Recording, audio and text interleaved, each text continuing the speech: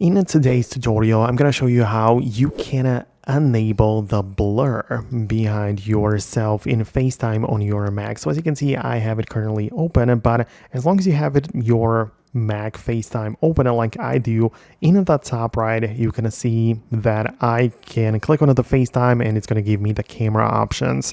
And in order to blur the background behind me, I need to enable the portrait mode, because the portrait mode in here is essentially the way to blur the background behind yourself. And of course, pay attention to the arrow to the right, because you can expand it and slide it toward the right or left to make it blurred a little bit more or less. So it kind of depends on how much you want to add in terms of intensity, but this is how we do this, and you can also disable it.